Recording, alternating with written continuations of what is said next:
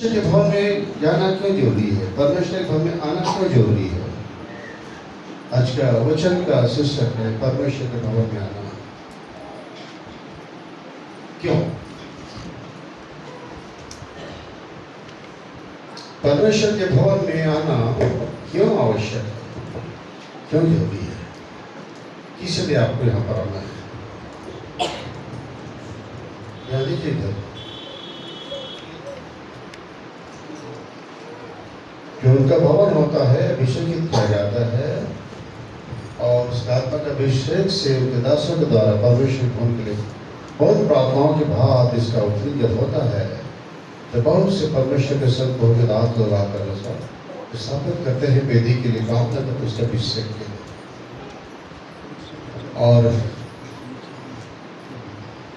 इतिहास में लिखा हुआ है कि आपसे जो प्रार्थना इस जगह पर की जाएगी मेरी आंखें निरंतर इस पर लगी रहेगी, मेरे कान इस यहाँ की प्रार्थना सुनने के लिए लगे रहेगी।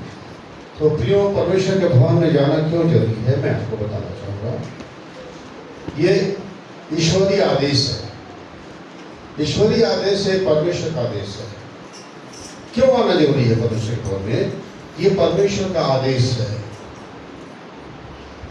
अब कहीं आराधना लगाते हुए अलग बात होती है, लेकिन उसका भवन में आना अलग बात होती है। देखिए कि परमेश्वर का आदेश है और यहाँ पर लिखा हुआ है व्यवस्थावरण उसका 12 अध्याय, व्यवस्थावरण उसका 12 अध्याय 5-6 पद।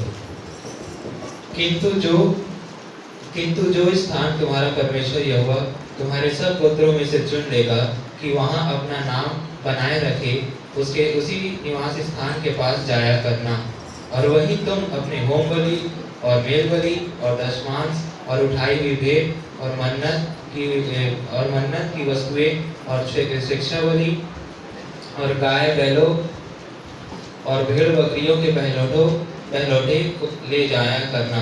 हाँ, किंतु जो स्थान तुम्हारा परमेश्वर यहोवा तुम्हारे सब गोत्रों में से चुन लेगा। क्या बोल रहा है इस्राएलियों को? इस्राएलियों कितने गोत्र थे? 12 गोत्र। 12 गोत्रों में से परमेश्वर जिस जगह पर उसको चुनेगा उन गोत्रों के लिए स्थान को लिखा है, किंतु जो स्थान तुम्हारा परमेश्वर यहोवा तुम्हारे सब गोत्रों में से चुन लेगा कि वहाँ अपना नाम बनाए रखे, वहाँ अपना नाम बनाए रखे, उसके उसी निवास स्थान के पास जाया करना। इसीलिए चर्च को क्या कहा जाता है? परमेश्वर का भवन, परमेश्वर का मंदिर। ये घर नहीं है। जब हम यहाँ आकर घुटना टेकते हैं, इबादत करते हैं यहाँ पर, तो उसका भवन है, ये उसका मंदिर है और चुनता है परमेश्वर स्थान को। मैंने कितनी बार इस भवन का नाम के लिए रात को बैठा था प्रार्थना में। रात को 1 बजे, 1:30 बजे, 2 बजे, 3 बजे रात तक प्रार्थना में रहता था कि प्रभु जी जो भवन बन रहा है इसका नाम क्या होगा, किसका नाम क्या होगा? उसी ने मुझे इसका नाम दिया कि इसका नाम एबेनेजर होगा। हालेलुया। क्या इसे बाद में आपको करके बताऊंगा, तो अभी मैं आपको बताना चाहता हूँ कि ये परमेश्वर का आदेश है। क्या है?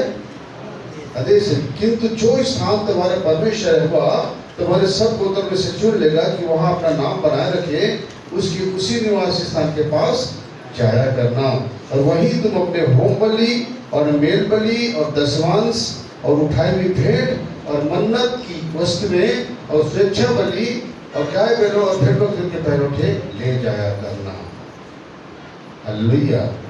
आगे लिखा है वहीं तुम अपने परमेश्वर के सामने भोजन करना। अब वो भोजन का निश्चय क्या है?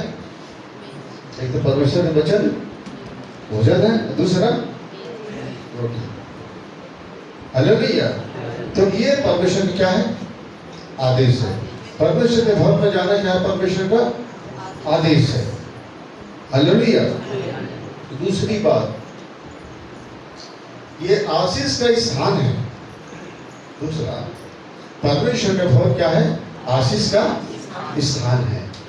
आप भजन 84 का 4 पद पढ़ें।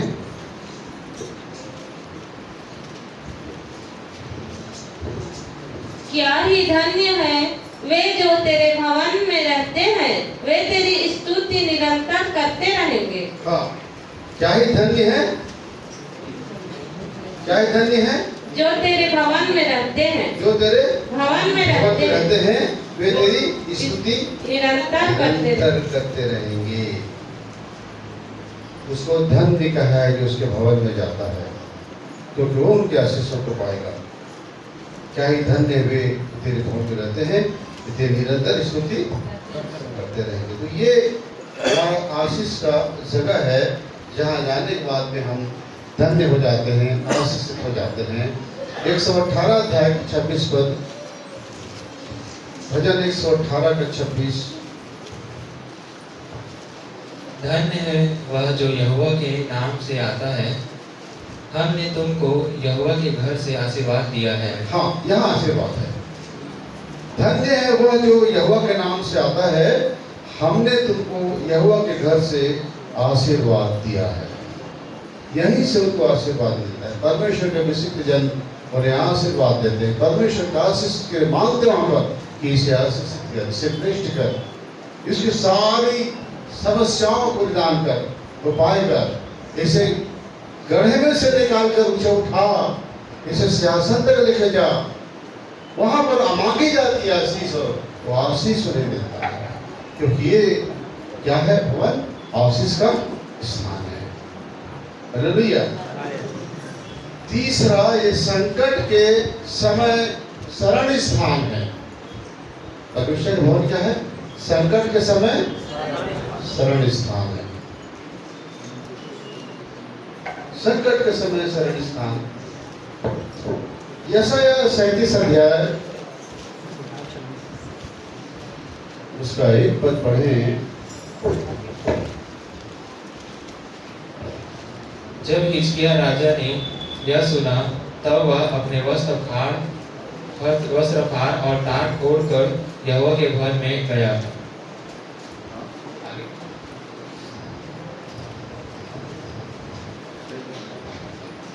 जब हिजकिय्याह राजा ने यह सुना कि तब अपने वस्त्र फाड़ और टाट ओढ़कर यहोवा के भवन को गया। ये कहा, क्या सुना?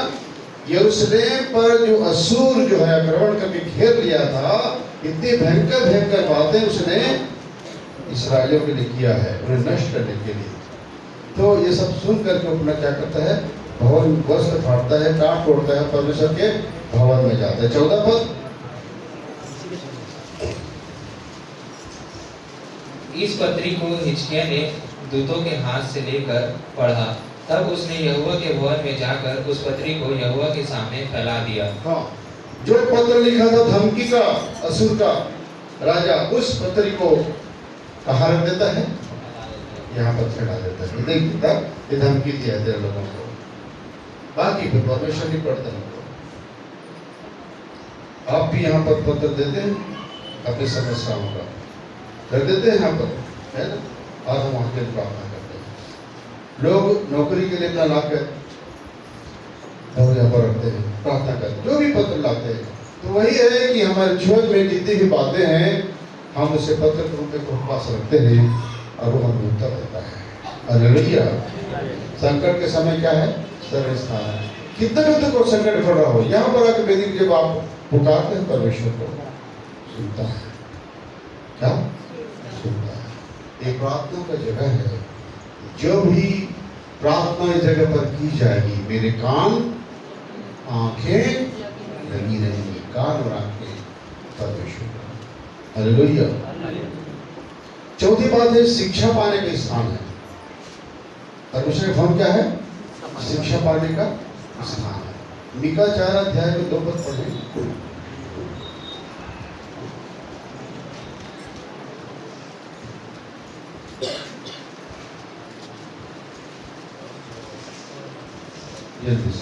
और बहुत सी जातियों के लोग जाएंगे और आपस में कहेंगे, आओ हम यहोवा के पर्वत पर चढ़कर याकूब के परमेश्वर के भवन में जाएं। तब वह हमको अपने मार्ग सिखाएगा और हम उसके पथों पर चलेंगे।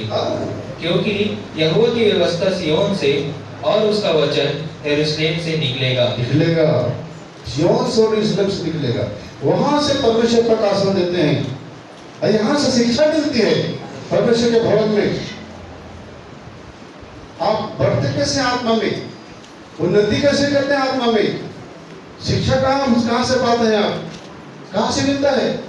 परमेश्वर के भवन से। यही से आपको सत्य बात की शिक्षा मिलती है। इसलिए कितनी जरूरी है प्रियो कि परमेश्वर के भवन में आना। लोग नहीं आते, डिसाइड करते हैं हम अपने घर में बैठ लेंगे। घर में बैठने को क्या मिलेगा? तुमको शिक्षा मिलेगी, तुमको ज्ञान मिलेगा, तुमको आशीष मिलेगा, तुमको सुरक्षा मिलेगी। अभी तो घर घर में अटैक करते रहे, कहां सुरक्षा हो रहा है कि नहीं हो रहा है छत्तीसगढ़ में? इसीलिए यहाँ पर शिक्षा मिलती है। परमेश्वर का भवन शिक्षा का घर है। जाति जाति के लोग आएंगे, दूर दूर से आएंगे, हारे के नहीं आएंगे। वहां पर कुछ शिक्षा मिलेगी, वहां पर को ज्ञान मिलेगा। वे जानेंगे सर्वशक्तिमान परमेश्वर को, वो जानेंगे उस महान सृष्टिकर्ता को, वो जानेंगे उस उद्धारकर्ता को कि किस तरह से उद्धारकर्ता को काम से रूप लिया। हालेलुया। तो ये शिक्षा का स्थान है।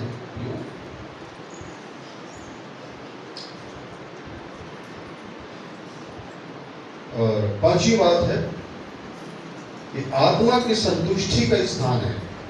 आपकी आत्मा जो अशांत होती है, तकलीफ में होती है, असंतुष्ट होती है, वो यही आकर के आपकी आत्मा को शांति देती है। जो आप पिता को अपनी सारी बातें बताते हैं, दुखों को बताते हैं, आपकी आत्मा को यही संतुष्टि मिलती है, यही शांति मिलता है। क्योंकि प्रभु ईश्वर ने क्या कहा है? 14:26 क्या कहा है? मैं तुम्हें 27 है ना, 14:27 मैं तुम्हें शांति देता हूँ। क्यों शांति? तभी देता हूँ। जगत देता है वैसे मैं नहीं देता। तो शांति यहीं पर मिलती है हमें जब हम प्रभु के भवन में आते हैं। हालेलुया। मैं जल्दी से बता रहा हूँ बातों को, कुछ और बातें मैं आपको बताऊंगा। आत्मा की संतुष्टि की जगह है। भजन 36:8 पर पढ़े।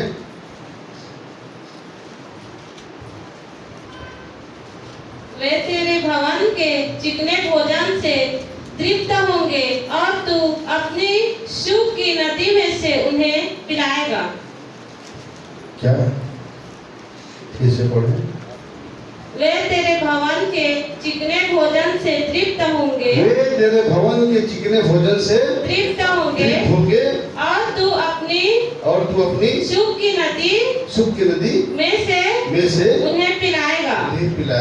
यहाँ जो भोजन मिलता है, चिकनी भोजन, और उसकी नदी से जो हमको जल मिलता है, प्रभु यीशु मसीह क्या है? जीवन का जल। और क्या है? स्वर्ग से उतरी हुई रोटी। इससे कहा जो रोटी स्वर्ग से उतरी है वो मैं हूं। तुम्हारे पुरखों ने मन्ना खाया और मर गए, लेकिन जो भोजन मैं देता हूँ, जो उन्हें खाता है वो कभी नहीं मरेगा। हालेलुया। यह भोजन यहाँ पर संतुष्टि का मिलता है प्रियो। और 63 अध्याय का 2 पद, भजन 63 का 2। इस प्रकार से मैंने पवित्र स्थान में तुझ पर दृष्टि की कि तेरी सामर्थ और महिमा को देखूं। इस प्रकार से मैंने पवित्र स्थान में तुझ पर दृष्टि की कि तेरी सामर्थ और महिमा को देखूं। परमेश्वर का भवन भी पवित्र स्थान होता है जहाँ पर हम उसकी महिमा को देखने पाते हैं। हालेलुया। अब 107 का 9।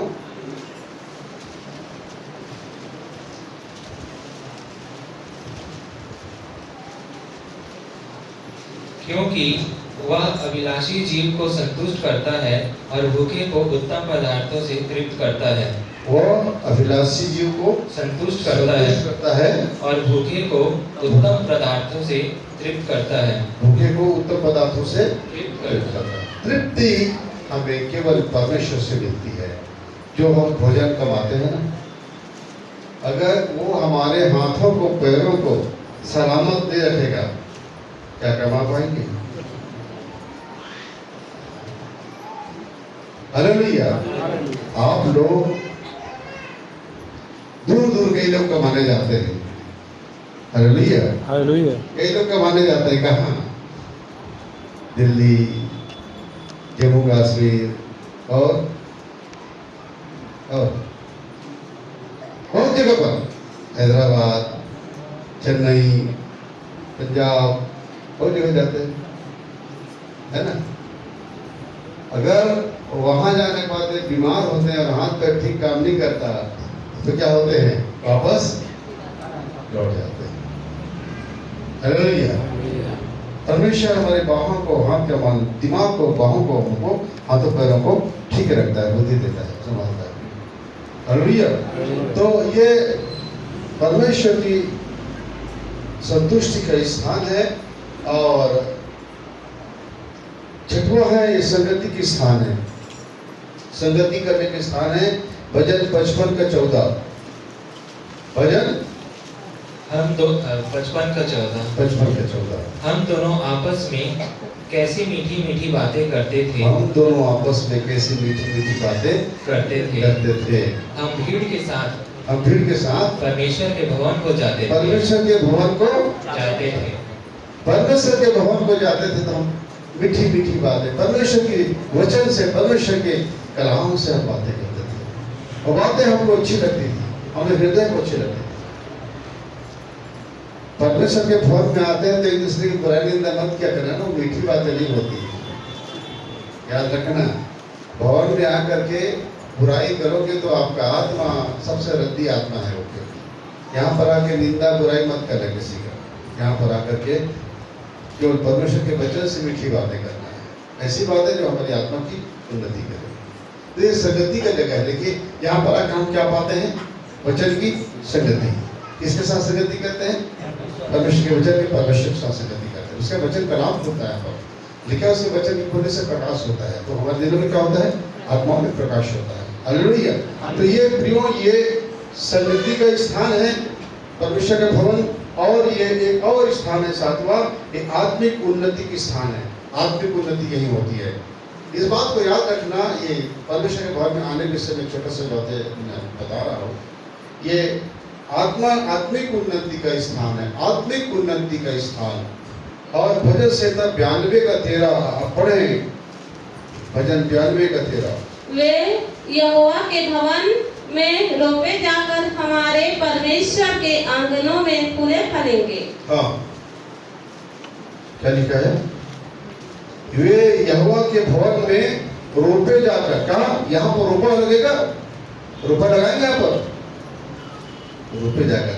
आप हम सब एक एक पौधे के रूप में यहाँ पर रोपे जा रहे हैं। रोपे जाकर हमारे परमेश्वर के आंगनों में फूले और फलेंगे। कौन, हम लोग। कौन सा फल, आत्मा का।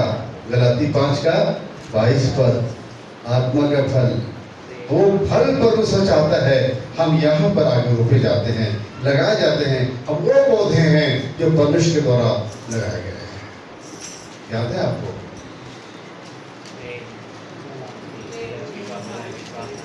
पढ़ो पढ़ो पढ़ो, गलाती 5:22। और आत्मा का फल प्रेम, आनंद, शांति, धीरज, कृपा, भलाई, विश्वास, नम्रता और संयम। हाँ, कोई भी व्यवस्था नहीं। हालेलुया।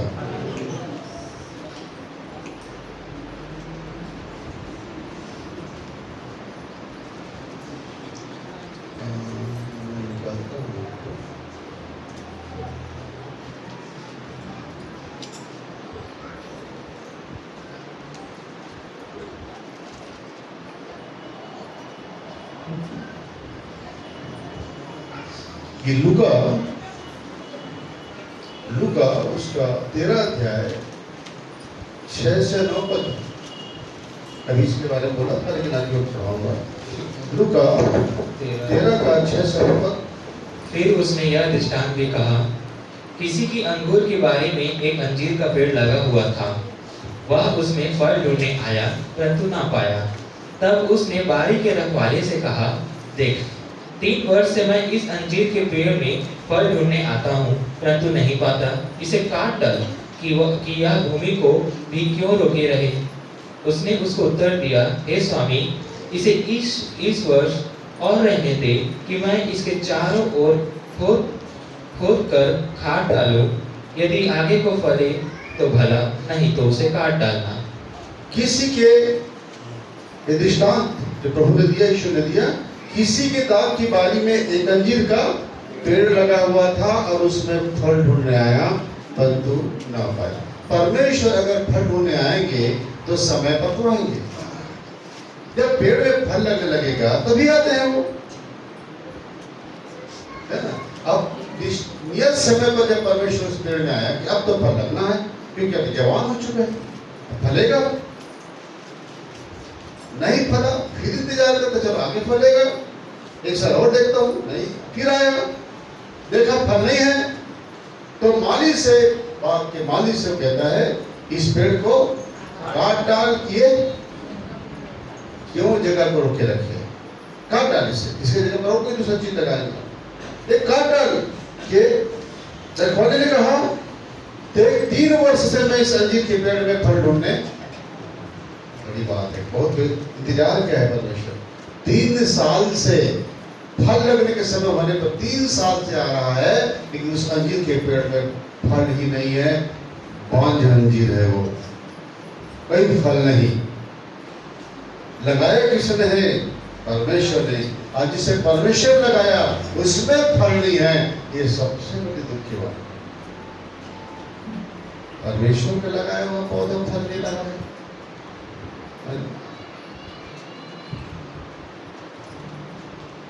क्या परमेश्वर का लगाया हुआ पौधा नहीं फल रहा है? तो 3 साल तक इंतजार करता है, 3 साल हर साल आता है देखने, नहीं फल रहा है, तब वो कहता है अब काट दे, अब काट दे।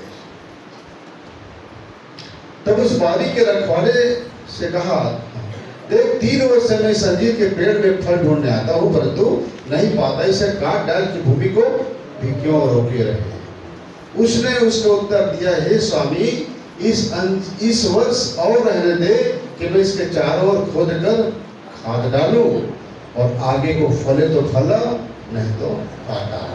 रखवाला, बाड़ी का रखवाला वो कहता है हे प्रभु 1 साल और रहने दे, प्रार्थना कर रहा है 1 साल और रहने दे, मैं इसके चारों तरफ खोद कर खाद डालूंगा, चारों खोद गड्ढा खोदूंगा और उसके गड्ढे में खाद डालूंगा तब फलेगा। मैं जब खाद डालूंगा तो फलेगा, गड्ढा खोदूंगा चारों और खाद डालूंगा फलेगा, उसके बाद भी नहीं फलेगा तब काट देना, तब काट देना। तो बाग का रखवाला कौन है? प्रभु यीशु मसीह। मालिक कौन है? परमेश्वर। मालिक बार बार आ रहा है उसे फल ढूंढने और फल नहीं मिल रहा है, तो बाग के रखवाले को यीशु मसीह कहता है काट दे इसे। तो वो एक बार और विनती करता है, मुझे एक अवसर देना, मैं तो अंगूरों में लगा रहा हूँ, इसके ऊपर भी ध्यान दूंगा, अंगूर तो गुच्छों फले हुए हैं, इसके तरफ भी ध्यान दूंगा। अब अंजीर के पेड़ को चारों गड्ढा खोदूंगा, फिर खाद डालूंगा और आगे फलेगा तो ठीक है।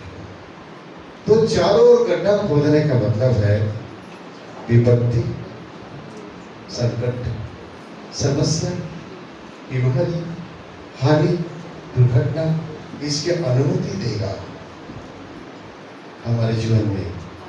गड्ढा वही है, और जब गड्ढा आएगा तो फिर जब संकट आएगा तो खाद डालेगा। खाद क्या है? उसका प्रेम है, उसकी मदद है, उसकी सहायता है। हालेलुया। जब खाद डालेगा तो वो मदद है परमेश्वर का, और वो उसमें फल ला देगा। उस समस्या में आकर वो फलने लगेगा, क्योंकि परमेश्वर का प्रेम और सुरक्षा मिलेगी, उससे निकाल लेगा उसमें से, और फिर उसे फलवंत करेगा, और तब वो फलने लगेगा। हालेलुया। इसीलिए यीशु मसीह हमारे जीवन में जब काट डालने का आदेश होता है तो विनती करता है पिता से। क्या विनती करता है? 1 साल और मौका दे पिता, मैं इसके चारों ओर खाद डालूंगा, दुख समस्याओं को मुक्ति दूंगा, और उसके बाद भी नहीं, और उसके बाद अपना प्रेम को, अपनी सुरक्षा को, अपनी चंगाई को भी दूंगा, और तब तुझे समझ कर फलेगा और आपको समझ कर फलेगा। क्योंकि जो खाद मेरा है वो प्रेम का है, वो दया का है, वो कृपा का है। इस खाद से पक्का फलेगा, उसको समझ कर, और उसके बाद नहीं फलेगा तब पालेगा। तो अंजीर का पेड़ कौन है? हमें पता है, और अगर नहीं फल रहे हैं तो हमारे साथ वही होगा। लेकिन याद रखना, हमारा जो प्रभु है यीशु मसीह, ये हमारे बाग का रखवाला है, बागबान है। बागबान अपने हर पौधे से प्यार करता है। हालेलुया, अपने हर पौधे से प्यार करता है, वो बागबान है, वो हमारे विनती करता है। इब्रानी 7 के 25 में पढ़ें तो यीशु मसीह हमारा वो वकील है, हमारा वो महायाजक है, हमारी ओर से फरियाद करने वाला, हमारी ओर से विनती करने वाला, सर्वदा विनती करने के लिए जीवित है। वो पढ़ो। इसीलिए जो उसके द्वारा परमेश्वर के पास आते हैं, इब्रानी 7:25, इसीलिए पढ़ो। इसीलिए जो उसके इसके द्वारा परमेश्वर के पास आते हैं, इसीलिए जो उसके द्वारा परमेश्वर के पास आते हैं, वह उनका पूरा उद्धार कर सकता है, क्योंकि वह उनके लिए विनती करने को सर्वदा जीवित है। हमारा जो महायाजक हमारे लिए प्रार्थना करने के लिए सर्वदा जीवित है। हमारा बागबान हमारी हिफाजत के लिए, हमें प्रबंध करने के लिए सर्वदा जीवित है। हमारा महायाजक हमारे एक बार बलिदान चढ़ाकर पिता के पास हमारी सुरक्षा मांग लिया, सर्वदा जीवित है। याद रखिए, यीशु मसीह फल चाहता है, पिता भी चाहता है। आप यूहन्ना 15:1 से पढ़ लो।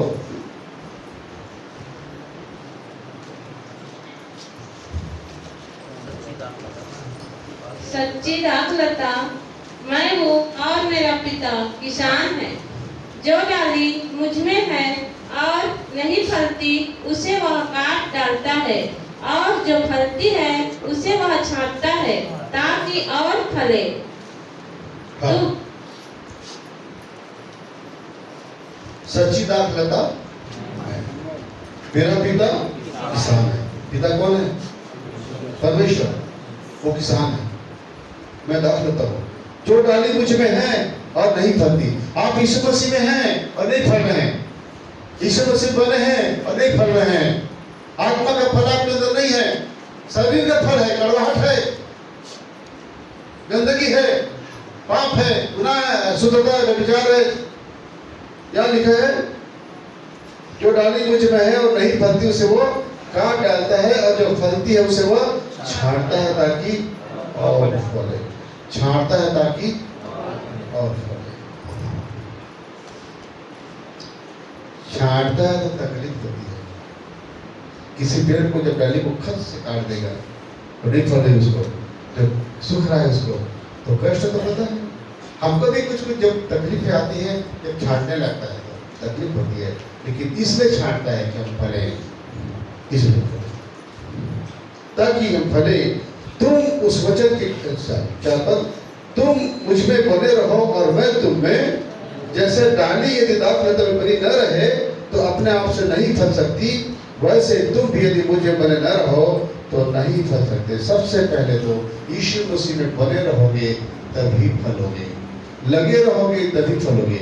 देखिए, प्लग लगा हुआ है तभी लाइट और पंखा चल रहा है, हालेलुया। और प्लग निकल जाए तो हम उस डाली में अगर बने रहेंगे, यीशु मसीह बन रहेंगे तभी फलेंगे। और हम कहते हैं बने हैं, बने हैं, बने हैं। बहुत दिन से तो आ रहे हैं, बहुत दिन से आ रहे हैं। बहुत दिन से आने से क्या होता है? वो डंगाल को डाली में लगे हो क्या, वहां से उसका रस आ रहा है, जुड़े हो।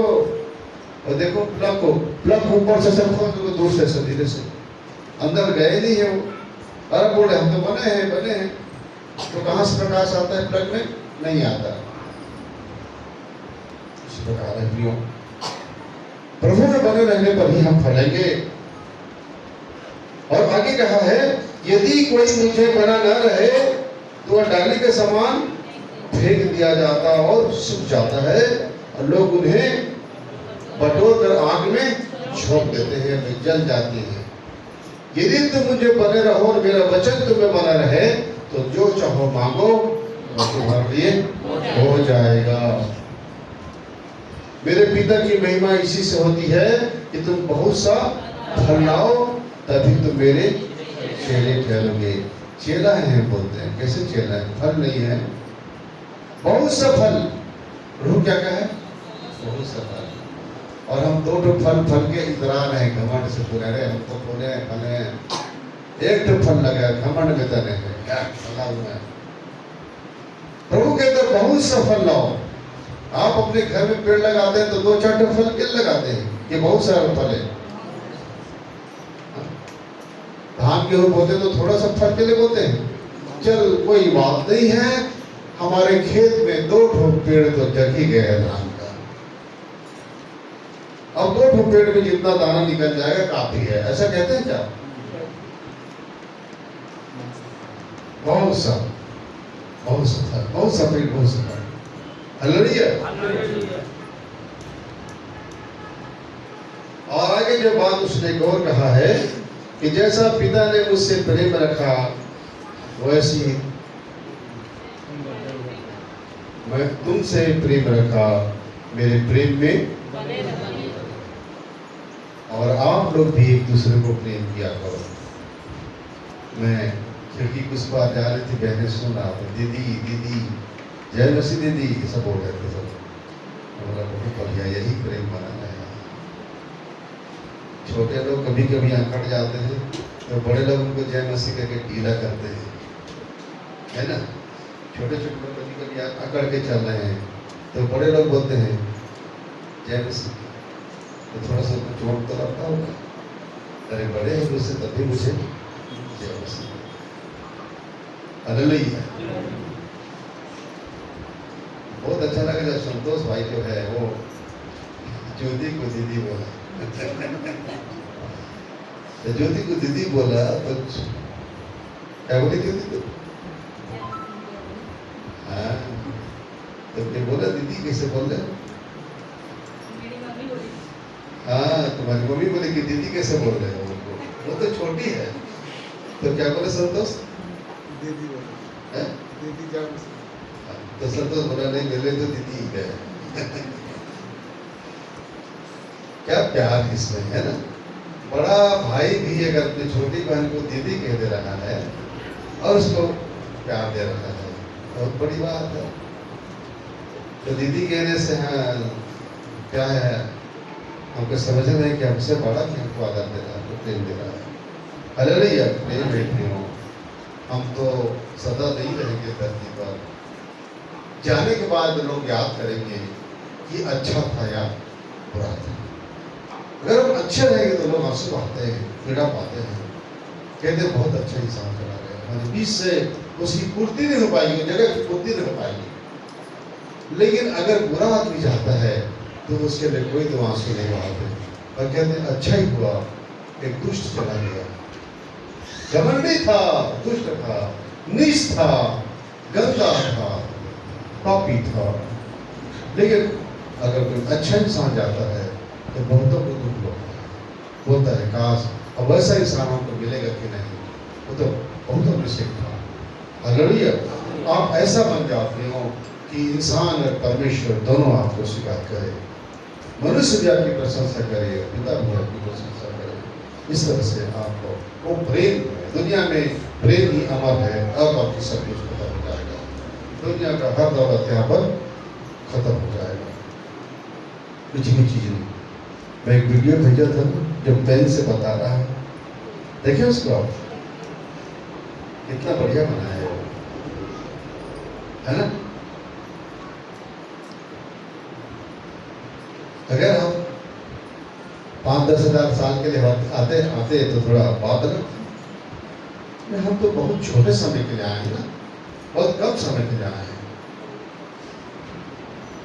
एक बहन ने मुझे फोन किया, लगातार फोन में बनी हुई मुझसे, क्योंकि उसकी बेटी बड़ी गंभीर दशा में है, जवान बेटी, और वो पेट का उनका ऑपरेशन हुआ है, 4 वर्ष उनको पाइप लगा हुआ है, 4 पाइप लगा, ऑक्सीजन में है। पिछले बार और पेट का वही दशा आया था, तो यहाँ से बेटी चलाई नहीं प्रार्थना में, लेकिन क्यों इस बार ऑपरेशन में बड़ी हालत में है। उसका नाम रजनी, ऐसे कुछ नाम है उसका, रजनी, प्रार्थना उठाएंगे आप उसको, रजनी को। हालेलुया। प्रियो, अब उस दशा में उस बेटी के लिए बार बार जब उसकी माँ ने बताया कि इतनी दशा में मेरी बेटी है भैया, तो मैं तो उस बेटी के लिए प्रार्थना की, उसकी चंगाई के लिए सारे पाइप फट जाए, ऑक्सीजन फट जाए, उसे दशा में लाकर खड़ा कर बेटी पूरी चंगा करके ला चुका। मैं पूरी रात से प्रार्थना किया। उसके बाद मैं अपने लिए पिता को धन्यवाद दिया कि हे पिता, उस बेटी के पेट में चारों तरफ से क्या लगा हुआ है? पाइप लगा हुआ है, लेकिन आपने मेरे पेट को अच्छा रखा है, आपका बहुत धन्यवाद। 4 पाइप पेट में घुसाए हैं, और हर जगह के लिए घुसाए हैं, पेशाब के लिए, डाइज टूल्स के लिए, सब में घुसाए हैं पाइप। कितनी भयंकर करता है पिता, आपका बहुत धन्यवाद। मैं जब अस्पताल जाता हूँ, कटे से देखता हूँ, पैर कटा, हाथ कटा, शरीर के अंग चीरे जा रहे हैं, तो मैं धन्यवाद देता हूँ, इन सब से आपने मुझे बचा कर रखा है, मेरे भूज रखा है, मेरे शरीर को चीरने फाड़ने से बचा कर रखा है। जब दुर्घटना में कुचला हुआ, एक्सीडेंट में जब कुचला हुआ रास्ते में देखता हूँ, नहीं पिता, आपने मुझे हमेशा इस दशा से कुचले जाने, किसी जाने से बचा कर रखा है। आज तक मेरे सफर में आप साथ चलते रहो। हालेलुया। आप धन्यवाद देते हैं, नहीं देते तो नहीं पता मुझे, लेकिन जब मैं किसी को देखता हूँ तो मैं पिता को धन्यवाद देता हूँ। आपने एक तकलीफ में जो मैं कभी आना दिया पिता, आपका बहुत धन्यवाद। किस तरह से आपने मुझे अच्छा रखा है। हालेलुया। मैंने 7 बातें परमेश्वर के भवन में आने की आशीष को आपको बताया है। हालेलुया। अब आज जब मैंने बातें बताएं, प्रार्थना विषय में मेरे पास आते हैं, अक्सर रातों को ज़्यादा आते हैं, और रातों को आत्मा गंभीर विषय होता है। मैं रात को गंभीर विषयों के लिए प्रार्थना करता हूँ। कई बार तो सोई रहती हूँ, उठ जाता हूँ, तो मिट्टी में आकर मैं उनके लिए प्रार्थना करता हूँ। पिता, इस समय मदद भेज, अपनी सहायता भेज, कोरोना अपने दया को दिखा, बेकार शब्द से बाहर निकाल। तो प्रार्थना को उत्तर जब आता है, जब वो वापस बोलते कि भैया उन्होंने प्रार्थना सुन लिया है, बचा लिया, या ये ठीक हुआ, सब वापस बताते हैं। भले आज चर्च आगे का वही दिन न दे, लेकिन उतने मेरा हृदय खुशी और आनंद से भर जाता है। और मैं कहता हूँ तेरा धन्यवाद, और ये बात वो यहाँ भी आकर बता सके कि तू कैसा भला परमेश्वर है, वो कितना उत्तम परमेश्वर है। हालेलुया। मैंने 7 बातें आपको परमेश्वर के भवन के लिए बताई, लेकिन अभी कुछ बातें मैं आपको और बताना चाहता हूँ प्रियो, कि वो आपको बचाता है। क्यों बचाता है? क्योंकि आप उसके पुत्र में बने हुए हैं, यीशु मसीह में बने हुए हैं। एक फलवंत जीवन आपका है, और फल लगा पेड़ को कोई काटता नहीं है। 5 वृक्ष को काटने का आदेश दिया ना। अगर आप में फल है, आप प्रभु में बने हुए हो, फल अभी है ना है, फिर भी अगर आप प्रभु में बने हो, तो प्रभु आपकी सुरक्षा और प्रभु आपकी हिफाजत है। इसीलिए मत्ती रचित सुसमाचार में और कुछ बातें आपको बताऊंगा। एक तो मैंने आपको 7 बातें बताई परमेश्वर के भवन में आने के लिए, कि परमेश्वर के भवन में क्यों आना जरूरी है। मैंने 7 बातें बताई। पहली बात कि परमेश्वर का आदेश है। क्या है? आदेश है। ये 7 बातें आप याद रखना कि परमेश्वर के भवन में आना क्यों जरूरी है। और उसके बाद फिर मैं कुछ बातें आपको बता रहा हूं जो परमेश्वर आपकी सुरक्षा में कहता है कि जब वो है, जब परमेश्वर कहता है जब मैं हूं तो मत डर, जब मैं तेरा परमेश्वर हूं तो मत डर, जब मैं तेरा रखवाला हूं तो मत डर, जब मैं तेरा सृजनहार हूं तो मत डर, जब तू मेरे करीब है तो मत डर, जब मैं तेरे करीब हूं तो मत डर। इसलिए जब भी प्रभु यीशु मसीह जिसके पास भी गए, चरणों के पास गए, जहां भी गए, तो क्या कहा? मत डर मैं हूं। क्या कहा? मत डर मैं। हालेलुया। आप मत्ती 10 अध्याय का 26 पद से पढ़ेंगे 21 पद तक। मत्ती 10 का। इसलिए मनुष्यों से मत डरना, क्योंकि कुछ ढका नहीं जो खोला न जाएगा, और न कुछ छिपा है जो जाना न जाएगा।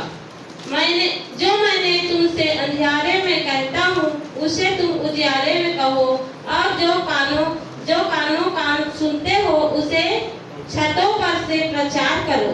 जो शरीर को घात करते हैं पर आत्मा को नहीं कर सकते, उनसे मत डरना, पर उसी से डरो जो आत्मा और शरीर दोनों को नरक में नष्ट कर सकता है। क्या पैसे में 2 गौरैया नहीं बिकते, तो भी तुम्हारे पिता की इच्छा के बिना उनमें से एक भी भूमि पर नहीं गिर सकती। तुम्हारे सिर के बाल भी सब गिने हुए हैं, इसलिए डरो नहीं, तुम बहुत गौरैयों से बढ़कर हो। इसलिए मनुष्यों से मत डरना, जैसे हमें कहते हैं घास के समान मुरझाने वाले मनुष्यों से मत डरना। हालेलुया। इसलिए मनुष्यों से मत डरना, क्योंकि कुछ ढका नहीं जो खोला न जाएगा, और न कुछ छिपा है जो जल न जाएगा। मैं तुमसे अंधियारे में कहता हूँ उसे उजियारे में कहो, और जो कानों कान सुनते हो उसे छतों पर प्रचार करो। जो शरीर को घात करते हैं पर आत्मा को घात नहीं कर सकते, उनसे मत डरना, पर उसी से डरो जो आत्मा और शरीर दोनों को नरक में नष्ट कर सकता है। आत्मा और शरीर दोनों को नरक में नष्ट कर सकता है कौन है? परमेश्वर। तो परमेश्वर से बच डरो, और किसी से भी डरने की आवश्यकता नहीं। जो इंसान परमेश्वर से डरता है वो फिर किसी से भी नहीं डरता। क्या पैसे में 2 गौरैया नहीं बिकती? अभी तो गौरैया चिड़िया नहीं मिल रही है ना देखने में। क्यों? कारण क्या है? रेडिएशन। इसका और जो टावर लगे हैं ना बड़े बड़े मोबाइल के लिए, उनके रेडिएशन से क्या हुआ है? पक्षियां खत्म हो गई, बहुत सारे पक्षियां खत्म हो गई, बहुत दूर चले गए होंगे। कौवे दिखाई नहीं दे रहे हैं, कौवे दिखाई नहीं दे रहे हैं। हमारे हमेशा कौवे रहते हैं, कौवे, गौरैये, बहुत से पक्षी अब दिखाई नहीं दे रहे हैं। ये जो टावर है, जितने टावर बने ना, उन सबसे क्या हो गए? वो खत्म हो गए, पक्षियों की गिर खत्म हो गई, खत्म हो गए। और कुछ बच्चे हैं कि बहुत दूर चले गए जंगलों में, जहाँ पर प्रभाव से बचे हैं। तो पैसे में 2 गौरैया बहुत सस्ती होती हैं गौरैया, लेकिन परमेश्वर की इच्छा के बगैर नहीं गिरती। परमेश्वर की इच्छा के बगैर नहीं। अब सब कुछ को खत्म कर रहा है इंसान, तो इंसान भी तो सब खत्म करके खुद खत्म होगा। कि जो सब कुछ खत्म करता है वो खुद खत्म होता है ना। अब अपने खत्म करने का सामान भी बना रहा है वो AI में, हाँ, AI के द्वारा अपने खत्म करने का सामान भी बना रहा है। सबको खत्म कर रहा है वो, जानवरों को, पक्षियों को, सब उसके कारण से खत्म हो रहे हैं। पेड़ पौधे जंगल नष्ट हो रहे हैं, तो इसका मतलब है वो भी नष्ट हो जाएगा। बहुत ज्यादा मनुष्य भी नष्ट हो जाएगा, वो भी नहीं लगेगा। लेकिन परमेश्वर अपनी प्रजा से, अपने लोगों से कहते हैं कि मत डरो। क्या? मत डरो। मनुष्यों से मत डरो। वो हमें डर से बचाते हैं। क्यों नहीं डरेंगे? क्योंकि आप जहां भी जाएं, जहां भी रहें, परमेश्वर का हाथ आपका पीछा करेगा, आपके सर के ऊपर होगा। पहले है जब आप यात्रा में रहेंगे, जब आप यात्राओं में चलते हैं, तब वो आपके लिए आशीष है। उत्पत्ति 26:24 एक बड़ी आशीष आपकी यात्रा में, जिस काम के लिए आप जा रहे हैं। उत्पत्ति 26:24 पढ़िए।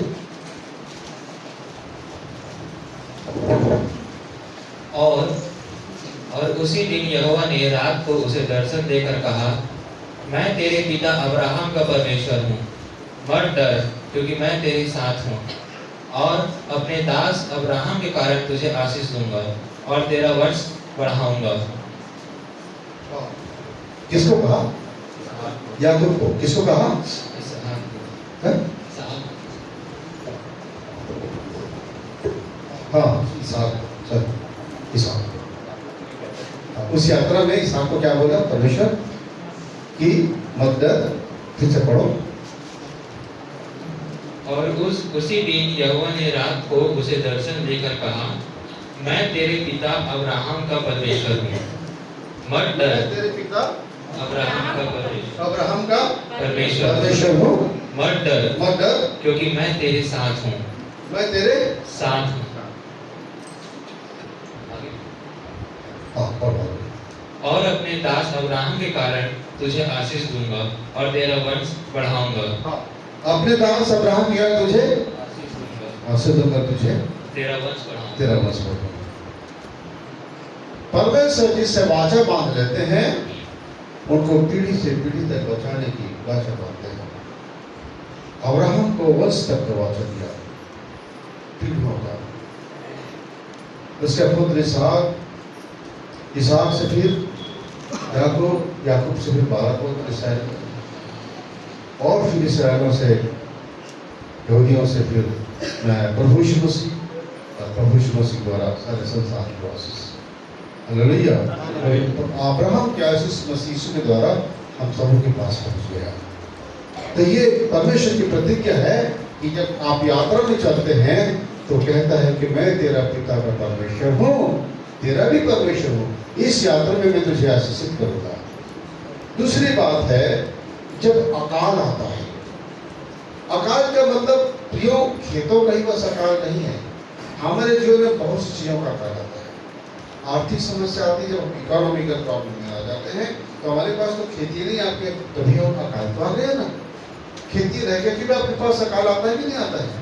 जब समस्या आती है चारों ओर से, आपके पास पैसा नहीं, आपके पास धन नहीं है, आपके पास तमाम वस्तुएं नहीं है जिससे आप काम कर सकते, तो अकाल है। बुद्धि तो है लेकिन धन नहीं, आप कुछ नहीं कर पा रहे, बंद गए, अकाल आ गया। ऐसे समय पर परमेश्वर कहता है कि जब अकाल है, तो अकाल में मैं तेरा पूर्ति करता हूं। क्या? मैं तेरा पूर्ति करता हूं, मैं हूं। अकाल में मैं तुझे भूखा नहीं रखूंगा, तुझे उस समय भी मैं हरा भरा रखूंगा, तुझे मृत्यु के हाथ दे दूंगा, तुझे जिंदा रखूंगा। अब पहला राजा 17 अध्याय का 13 पद अगर पढ़े। एलिया ने उससे कहा, हाँ, मत डर, हाँ, जाकर अपनी बात के अनुसार कर, परंतु पहले मेरे लिए, इसके बाद अपने और अपने बेटे के लिए बनाना। मत डर, जाकर अपनी बात के अनुसार, अपने बात के अनुसार, हाँ, बात बात के अनुसार कर, के अनुसार कर, परंतु पहले मेरे लिए, तो पहले मेरे लिए एक छोटी सी रोटी, जा, जो तूने कहा कि मैं अपने बेटे के लिए अपने रोटी बनाऊंगी और खा के हम मर जाएंगे, तो जा तो पहले रोटी बना, लेकिन पहले मेरे लिए बना। क्या? मेरे लिए पहले बना, फिर अपने लिए। बेचारी विधवा के पास इतनी रोटी थी, इतना ही आटा था कि एक ही जन के लिए होता, और वो एलिया के लिए हुआ। उसने सोचा एक रोटी खाकर कितने देर तक जिंदा रहेंगे, आखिर मर तो जाना ही है, इसलिए किसी को खिला देते हैं, बिना खाए मर जाते हैं। एलिया को खिला दिए। एलिया को खिलाने के बाद फिर रोटी कभी कम नहीं हुई। 3.5 साल तक रोटी फिर कभी कम नहीं हुई, आटा कभी कम नहीं हुआ, फुल भरा। परमेश्वर हमारे भंडार को भरता है, परमेश्वर हमारे खत्तों को भरता है, परमेश्वर हमारे कमाई में बरकत देता है, परमेश्वर आशीषित करता है, हमें आशा देता है, तो कोई रोक नहीं सकता। वो रोटी उसके लिए ऐसा रोटी बन गया कि अकाल में और लोग भूख से मरते रहे, लेकिन वो विधवा और उसका बेटा नहीं मरा। साथ में मैं भी रहूंगा 3.5 साल यहाँ।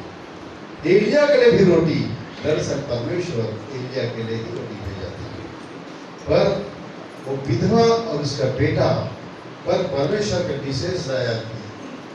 और उस अकाल में हालांकि उस नगर में कई विधवा रही हैं, लेकिन तमाम विधवा के लिए परमेश्वर की कृपा की दृष्टि नहीं थी। रोमियो की पत्र में लिखे ना, मैं जिस पर दया करना चाहूंगा उस पर दया करूंगा, मैं जिस पर कृपा करना चाहूंगा उस पर कृपा करूंगा। तो परमेश्वर की विशेष दृष्टि उस विधवा पर थी जिसका संपूर्ण भरोसा अपने परमेश्वर पर होता, इसलिए एलिया को उसके पास भेजा। हालेलुया।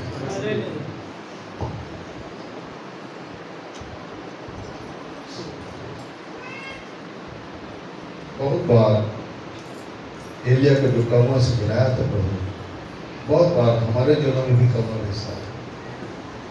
हालेलुया। कौवा मतलब मददगार। अब कोई आपकी मदद कर देगा तो मत बोले ये कौवा भाई, ये कौवा भाई, ऐसा मत बोल देना ना, क्योंकि क्या है, मददगार का प्रभु भेजता है।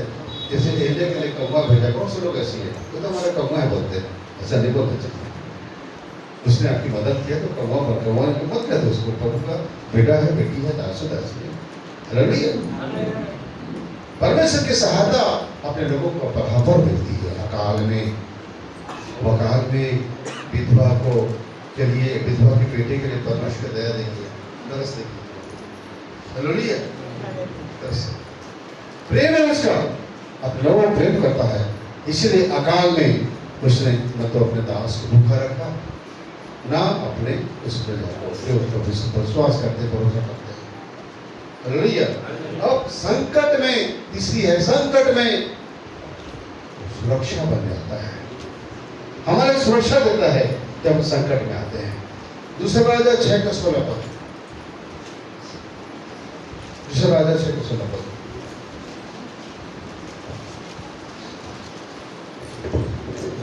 उसने कहा, मत डर, क्योंकि जो हमारी ओर है वह उनसे अधिक है जो उनकी ओर है। किसको कहा? एलीशा के सेवक ने उसे आगे पहले पद पढ़ो और आगे पद पढ़ो ना। भोर को परमेश्वर के भक्त का टहलुआ उठा और निकल 15 पद।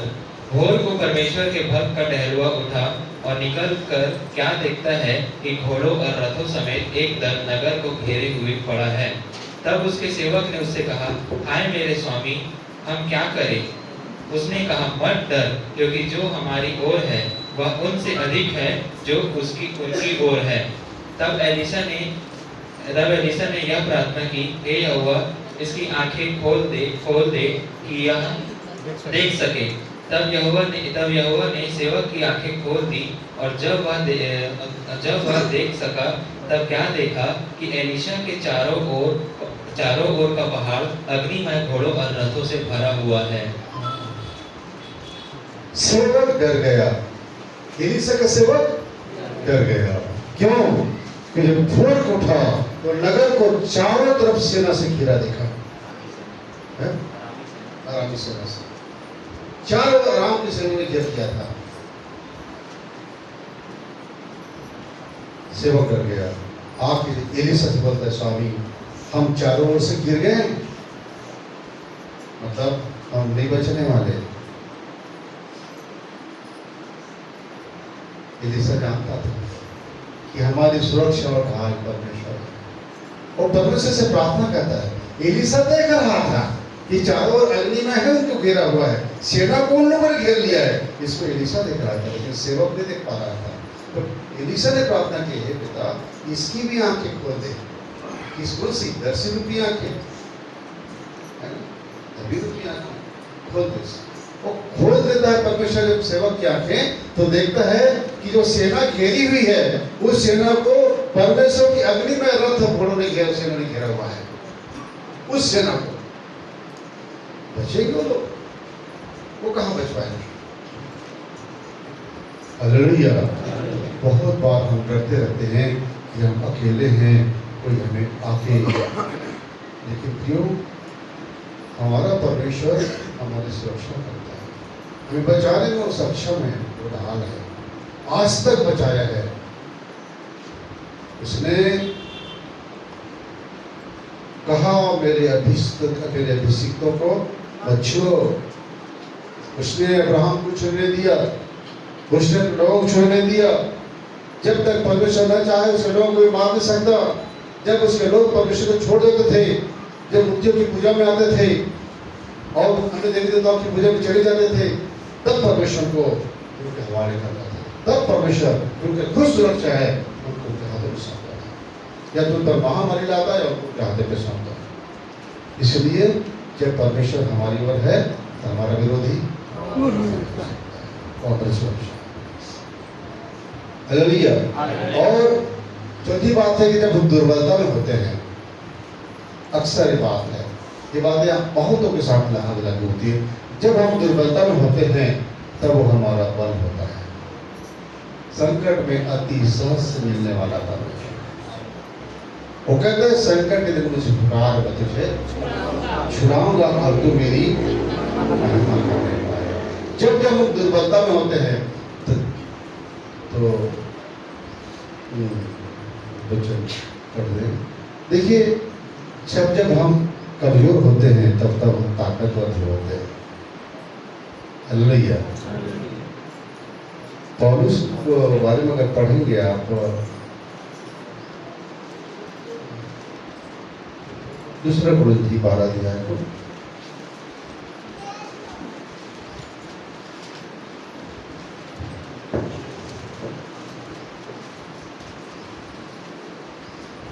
सात पद से पढ़ेंगे। इसलिए कि मैं प्रकाशनों की बहुतायत से फूल न जाऊं, मेरे शरीर में एक कांटा चुभाया गया, अर्थात शैतान का एक दूत कि मुझे घुसे मारे, ताकि मैं फूल न जाऊं। इसके विषय में मैंने प्रभु से 3 बार विनती की कि मुझसे यह दूर हो जाए, पर उसने मुझसे कहा, मेरा अनुग्रह तेरे लिए बहुत है, क्योंकि मेरी सामर्थ्य निर्बलता में सिद्ध होती है। मेरी सामर्थ्य निर्बलता में सिद्ध होती है। तब प्रभु क्या कहता है? इसलिए मैं बड़े आनंद से अपनी निर्बलताओं पर घमंड करूंगा कि मसीह की सामर्थ्य मुझ पर छाया करती रहे। इसलिए मैं अपनी निर्बलताओं पर घमंड करूंगा कि मसीह की सामर्थ्य मुझ पर छाया करता रहे। इस कारण मैं मसीह के लिए निर्बलताओं में और निंदाओं में और दरिद्रता में और उपद्रवों में और संकटों में प्रसन्न हूँ, क्योंकि जब मैं निर्बल होता हूँ तभी बल होता है। हालेलुया। इसलिए आप देखेंगे कि ज्यादा परमेश्वर के हाथ में उपयोग होने के लिए अक्सर बहुत से परमेश्वर दासों में कोई न कोई निर्बलता परमेश्वर की ओर से दी जाती है, और वे अपनी निर्बलताओं में ज्यादा सामर्थ्य भी होते हैं। हालेलुया। पौलुस को कांटा चुभाया गया था, मतलब पौलुस को एक ऐसी निर्बलता दी गई थी, एक ऐसी बीमारी दी गई थी जिसके लिए पौलुस ने कितने बार प्रार्थना किया? कितने बार? 3 बार। कितने बार? 3 बार। मैं सोच रहा था एक कहने से बहुत लोग नहीं बोले ना, सबको मालूम है कि 3 बार है। कितने बार प्रार्थना किए? 3 बार। सुना परमेश्वर ने क्या कहा? नहीं हटाऊंगा, मेरा अनुग्रह तेरे लिए। हालेलुया। अक्सर परमेश्वर के दासों के पास कोई न कोई निर्बलता होती है, कोई ऐसी समस्या होती है, और उसी कारण से परमेश्वर बने रहता है, उसी निर्बलता है। हालेलुया।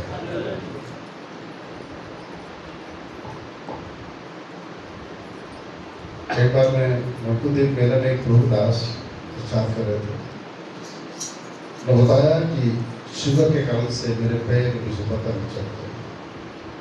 कई बार मेरे पैर कट गए रहते हैं, तो नीचे पंजों में घाव खून बहता रहता है, मुझे पता नहीं चलता। मैं प्रचार करता रहता हूँ, मैं सेवा करता हूँ, मैं यात्रा करता रहता हूँ, उसकी पता नहीं चलता।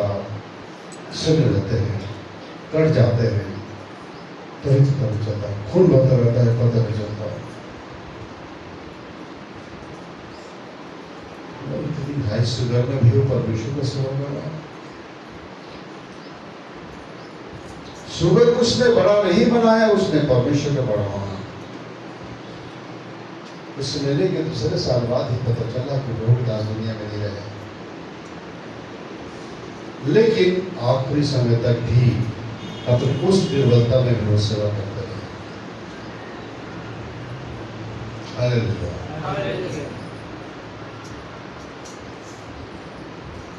तो ये होता है प्रियो।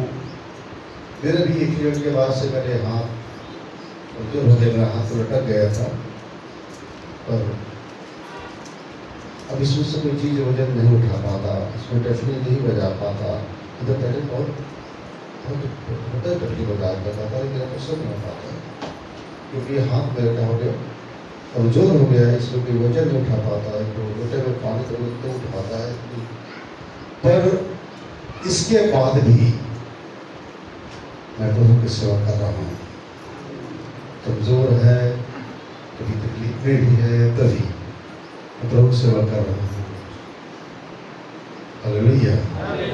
और अक्सर इस हाथ पर रख करके प्रभु से प्रार्थना करता रहता हूँ लोगों के लिए, ठीक है। लेकिन कभी मैं अपना निर्बल हाथ उनके ऊपर रख दिया तो ज़्यादा सामर्थ्य हो जाता है, क्योंकि उसने कहा है कि मेरा सामर्थ निर्बलता में सिद्ध होती है, निर्बलता में सिद्ध होती है। मैं निर्बल और कमजोर हाथ को जो उठा नहीं पाता, ज़्यादा देर नहीं रख पाता, अगर थोड़ा देर के लिए भी रख देता उस पर, तो इस हाथ से कहीं ज़्यादा मेरा ध्यान काम करता है। मतलब परमेश्वर इस बात को दिखाता है कि हर जगह पर मैं निर्बलता में दिखाई देता हूँ। इसलिए जब भी कभी आप निर्बलता में हो तो मत सोचना कि आप निर्बल हो, आप सामर्थी हो। तो परमेश्वर आपको निर्बलता में से निकालने में सामर्थी है, उसका अनुग्रह आपके लिए बहुत है। इसलिए हम अपनी समस्याओं, अपनी दुख तकलीफ को नहीं देख करके हमने परमेश्वर की सेवा में अपना आपको जोड़ता रहा, देते रहे कि उसकी मालिक की सेवा सबसे पहले है। कितनी दुख और समस्याएं मज्जर में कष्टों से भरा जीवन रहा, उसके बाद भी उस पिता के लिए हम सब कुछ हैं। हालेलुया।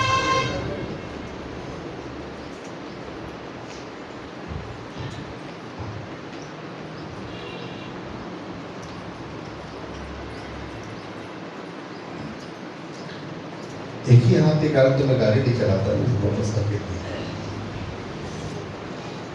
क्योंकि एक हाथ दिक्कत है। कभी कभी एक कप चाय इसको उठाना जब होता है काफी लगता है, जैसे वो गिर जाए। कभी मैंने परमेश्वर से शिकायत नहीं किया और नहीं कहा कि मैंने साथ के बार बात कर दिया। बहुत पहले बार कहा था, तो प्रभु ने दिखाया कि मेरे कांधे में क्रूस है, एक बड़ा क्रूस उठा के चल रहा हूँ। अब मैं कहा नहीं उठा पाऊंगा, तो प्रभु ये देख रही थी।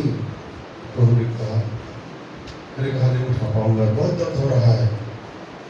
तो पिता ने कहा मैं क्रूस हटा देता हूँ उसके कांधे से, फिर क्रूस नहीं दूंगा इसे, फिर बिना क्रूस को चलाइए। तो मैंने कहा नहीं, तो फिर रहने दे। क्या रहने दे, एक साइड में देता। हालेलुया। तकलीफ तो होती है, परेशानी तो होती है, दिक्कत तो रहता है। बहुत लंबे समय तक तो मैं कपड़े नहीं पहन पाता था, नहाने में दिक्कत होती थी, मेरी मदद करती थी, ये हाथ मेरा लटक होता था।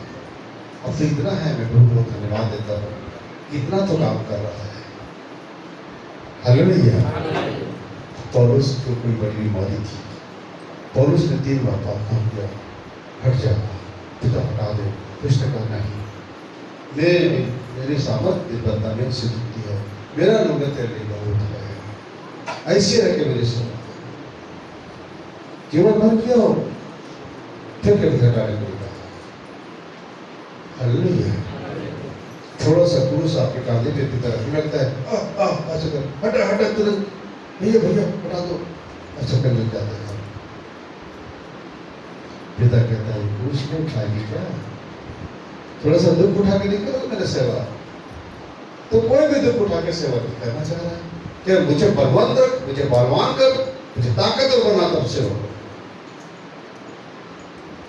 प्रभु से ताकतवर से कहाँ सेवा कराया, तो प्रभु की सामर्थ्य कैसे सिद्ध होगी, तो निर्बलता। इसलिए परमेश्वर के दास बहुत से संकट में, कष्टों में, कांटों में चलते रहते हैं, दुखों में, बीमारी में चलते रहते हैं।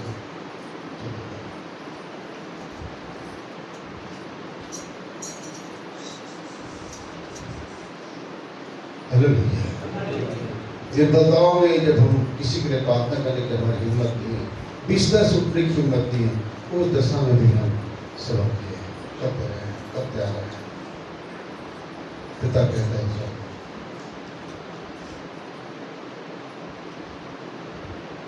मैं एक बार पिता से शिकायत करा रहा,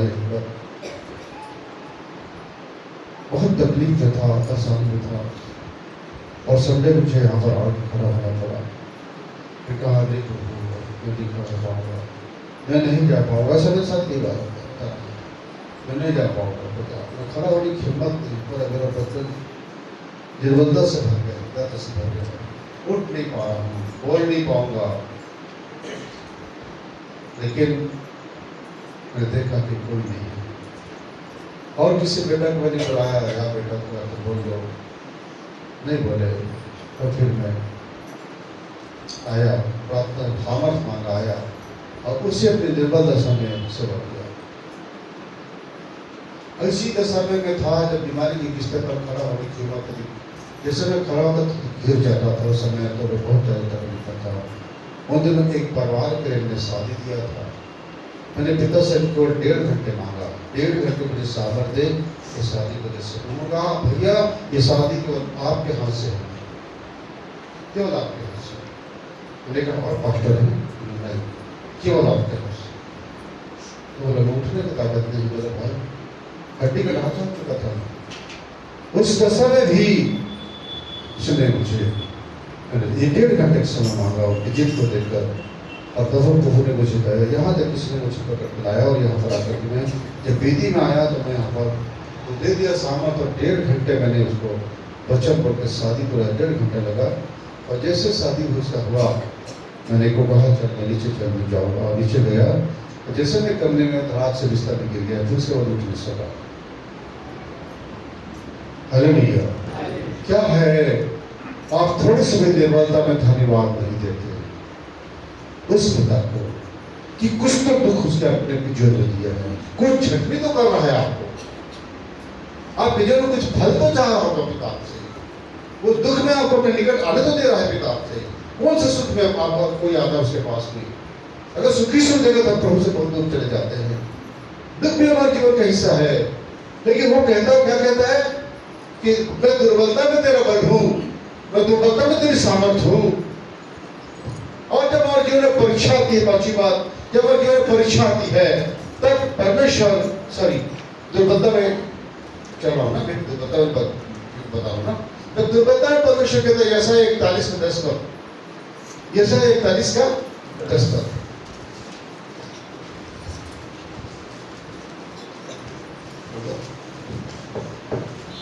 मत डर, मत डर क्योंकि मैं तेरे संग हूँ, क्योंकि मैं तेरे संग हूँ। फिर बोलो, मत डर, मत डर क्योंकि मैं तेरे संग हूँ, क्योंकि मैं तेरे संग हूँ। फिर बोलो, मत मत डर, डर क्योंकि मैं तेरे संग क्योंकि हूँ, मैं तेरे संग हूँ। आगे इधर उधर मत ताक, इधर उधर मत ताक। इधर उधर मतलब न वैद्य की तरफ, न ओझा की तरफ, न तांत्रिक की तरफ, न और किसी जगहों पर जहाँ पर तुम्हें चढ़ाई नहीं जाएगी। इधर उधर मत मत ताक, ताक, क्योंकि मैं तेरा क्योंकि परमेश्वर हूँ। मैं तेरा परमेश्वर हूँ। कौन कर रहा है? सारे सृष्टि और सारे ब्रह्मांड के बनाने वाला मालिक और उसका इकलौता पुत्र प्रभु यीशु मसीह क्या कहता है? मैं तेरा परमेश्वर हूँ, मैं तेरा परमेश्वर हूँ। आगे, मैं तुझे दृढ़ करूंगा, मैं तुझे दृढ़ करूंगा और तेरी सहायता करूंगा। तेरी सहायता करूंगा। अपने धर्म में दाहिने हाथ से मैं अपने धर्म में दाहिने हाथ से मैं तुझे संभाले रहूंगा, तुझे संभाले रहूंगा। संभाले रहूंगा।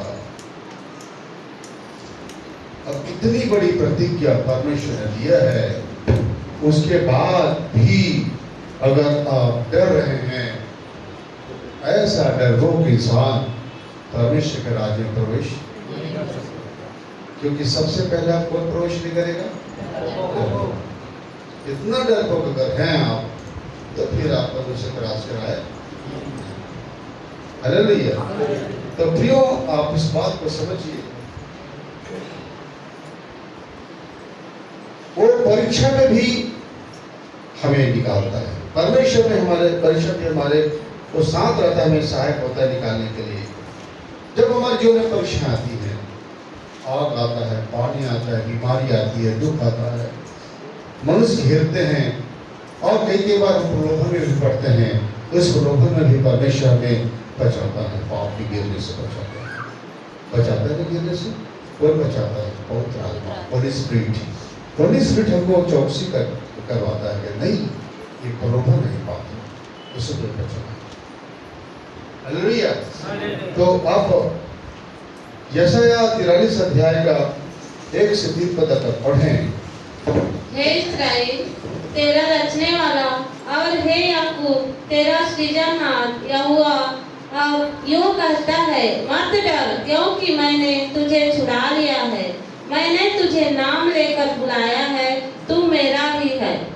जब तू जल में होकर जाए, मैं तेरे संग संग रहूंगा, और जब तू नदियों में होकर चले, तब वे तुझे न डुबा सकेगी।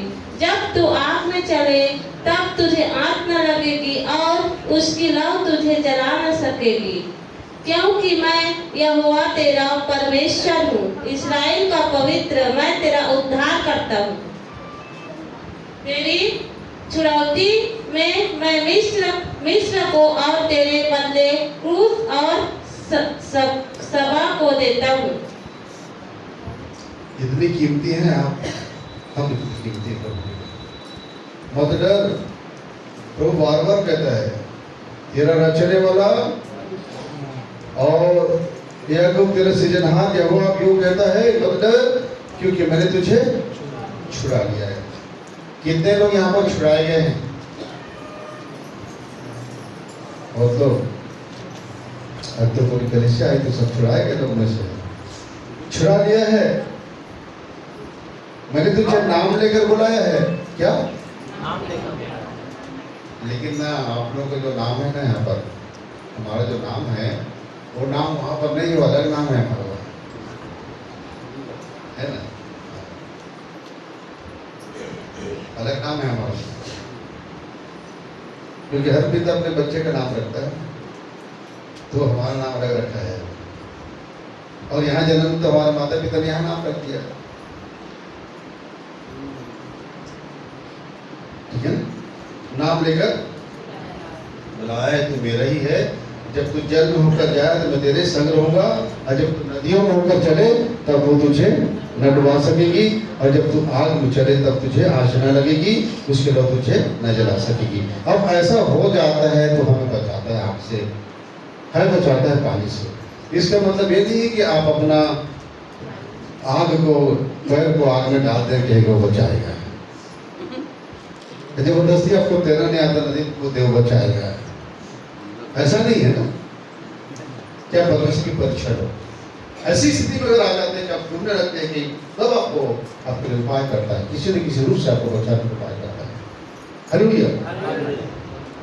इसी पद को पढ़ करके एक प्रभु का दास ऐसा फूल करके चलता था, मैं नदी में चलूं नहीं वाला, आग में जरूर नहीं जलने वाला।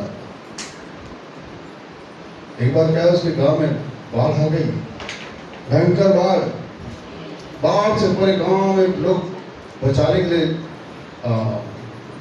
लोग वहां पर पहुंचे, और हेलीकॉप्टर सेना की आर्मी के लोग आ गए बचाने के लिए। है ना। और वहाँ पर ऑपरेशन का काम होने लगा, रेस्क्यू ऑपरेशन चलने लगा वहाँ बचाने के लिए। लोग तरह तरह से हेलीकॉप्टर से लोगों को सेना द्वारा बचा रहे थे, निकाल रहे थे। तो वो आदमी भी डूब रहा था नदी में। थोड़ा थोड़ा तैरना जानता था, हल्का फुल्का, लेकिन नदी का बहुत तेज बहाव था, बहुत प्रभाव था। वो कहाँ तक बचता, पर थोड़ा बहुत तैरना जान रहा था।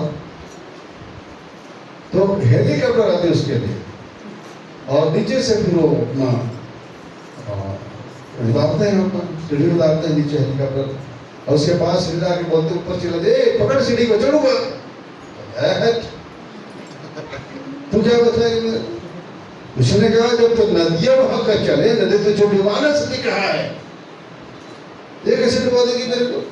तब हो जाएगा, वो खुद आएगा मुझे बचाने, वो आएगा।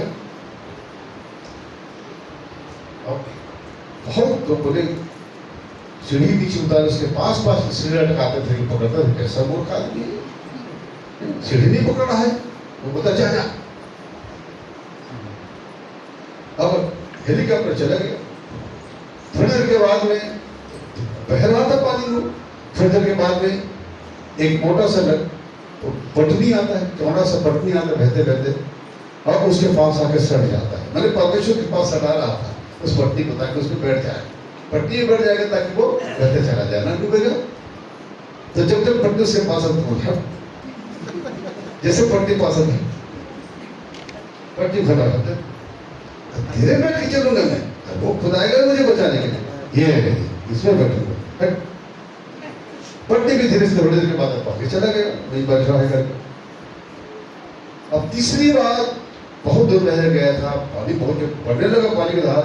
तो एक मोटा सा लकड़ी आया पेड़ का लकड़ी आके मुझसे सड़ गया, ताकि उस लकड़ी में क्या करे, वो बैठ जाए उस गोले में क्या हो जाए, वो बैठ जाए। लेकिन उसको बोला दूर हो, वो खुद आके बचाएगा। उसको भी हटा दिया, और थोड़ी देर के बाद में वो डूब के मर गया।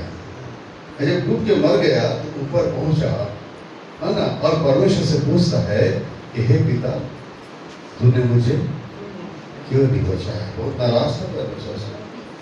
चेहरा एकदम ऐसा था, आपने बचाया नहीं, आप डूब के मर गए, मैंने आपने बचाया।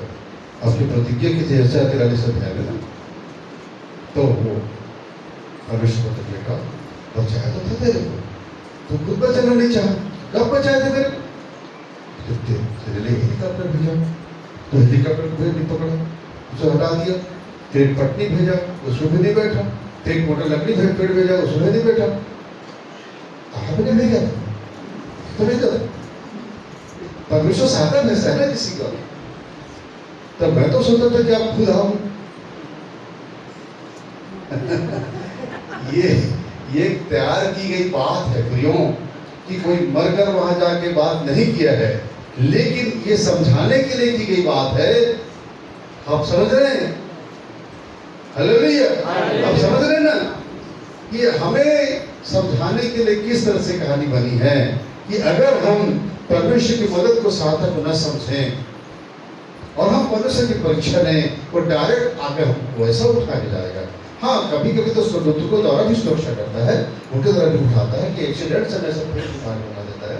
पर तो हमेशा ऐसा हमें आशा नहीं करनी चाहिए। जिस तरह से बचाता है उस तरह से हमको बचना है। हालेलुया।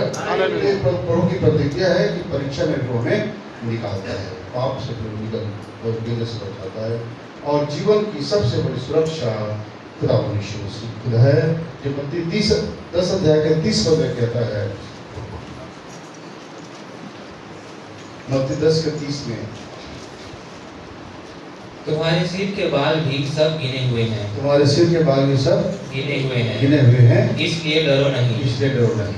तुम बहुत गहराई से बढ़कर, तुम बहुत गहराइयों से बढ़कर एक एक बाल गिना हुआ है। गहराइयों से हम बहुत कीमती हैं, इससे मतलब हम परमेश्वर के लिए कीमती हैं। प्रतिष्ठित और बहुमूल्य ठहरा है मेरे लिए, प्रतिष्ठित और बहुमूल्य ठहरा। क्यों? हमारी कदर क्या थी?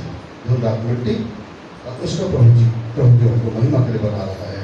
ये बहुत बड़ी बात है। और आखिरी बात को बता करूंगा कि मृत्यु के उस पार भी, इस बार नहीं, मृत्यु के इस बार तो हम लोग जिंदा है, और मृत्यु के उस बार भी वो हमारे साथ है। मृत्यु के इस बार हम जिंदा है, मृत्यु के उस पार भी वो हमारे साथ है। और वहां पर भी हमारा प्रभु कहता है, प्रकाशित वक्त 1:17-18,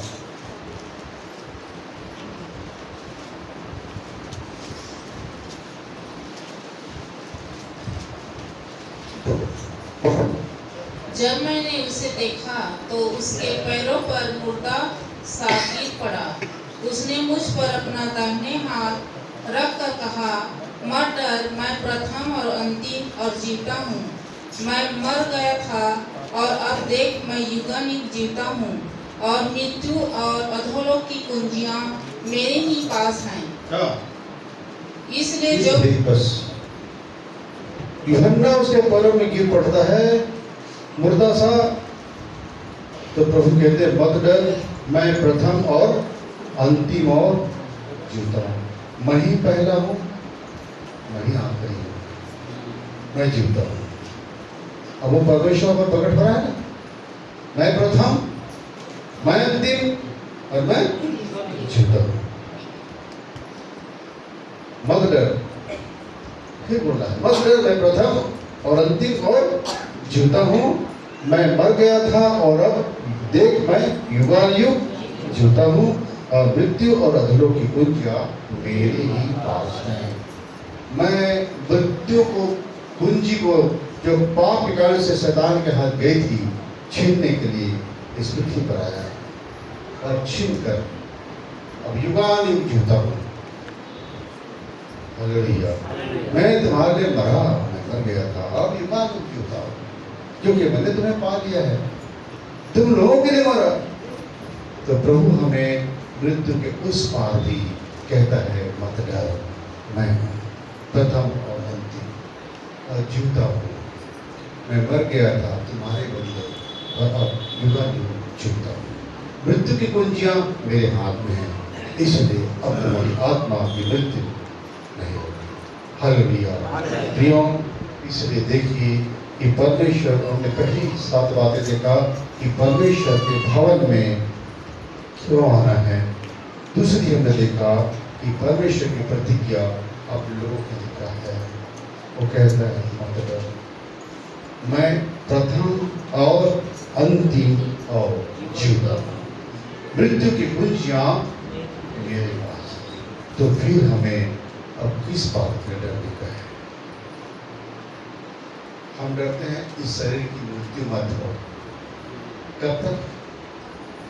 कब तक?